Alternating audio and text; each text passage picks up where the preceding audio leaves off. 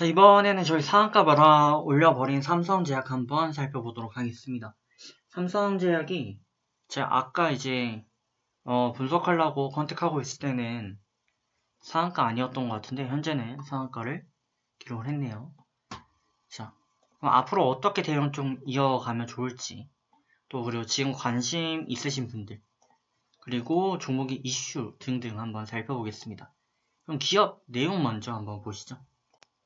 자, 종목명 삼성제약입니다. 그렇다고 뭐 삼성과 관련이 있다라고 할 수는 없고요. 자, 29년도 삼성제약소로 설립된 기업이 되겠고요. 29년도면은 뭐 이병철 회장 나이보다 많은가요? 고 이병철 회장께서 10년생이시네요. 그러니까 20살 때 설립된 기업. 그렇게 본다면 전혀 관련 없는 기업임을 아실 수가 있죠. 해서 75년도 상장되었습니다. 그리고 445억대 작년 기준 매출액 기록하고 있죠. 자, 시총이 5천억대입니다.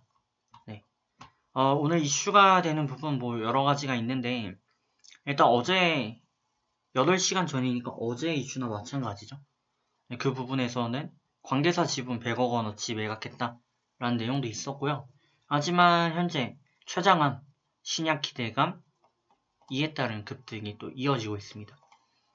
최장암 신약에 대한 기대감이 강하게 이어질 수밖에 없는 이유는 뭐 아주 간단하죠. 최장암은 암 선진국인 한국에서 웬만한 암들은 현재 3기에 진입을 해도 치료할 수가 있습니다. 뭐 4기, 말기까지 가도 뭐 어느 정도 가능해요, 치료가. 하지만 최장암 같은 경우는 스티브 잡스 같은 경우도 그랬고 또 최장암 걸리시는 분들 많이 계신데 이분들은 대부분 회복을 결국에 못합니다. 그래서 흔히 이제 시한부 판정을 받게 되는 그런 질병 중에 하나고요. 정확한 요인에 대해서도 사실 밝혀진 바가 없습니다. 하지만 알아두면 쓸데없는 그 부분을 좀 말씀을 드리자면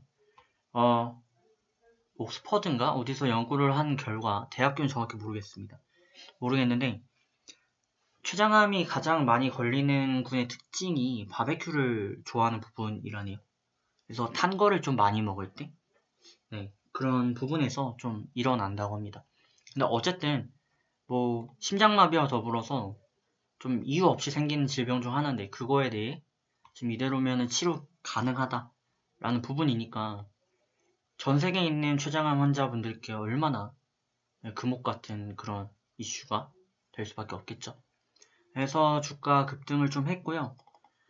저희가 삼성제약은 오늘 이전으로는 말씀을 드린 적이 없었던 종목이기에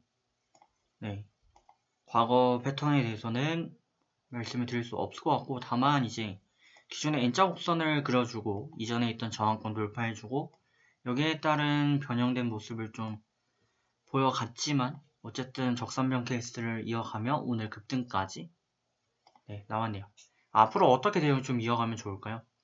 일단 단기적으로는 지금 상향 각도가 수직각에 가깝습니다. 그래서 단기적으로는 일봉상 대응이 전혀 맞지가 않습니다. 그래서 조금 길게 잡고 대응을 해주실 필요가 있고요.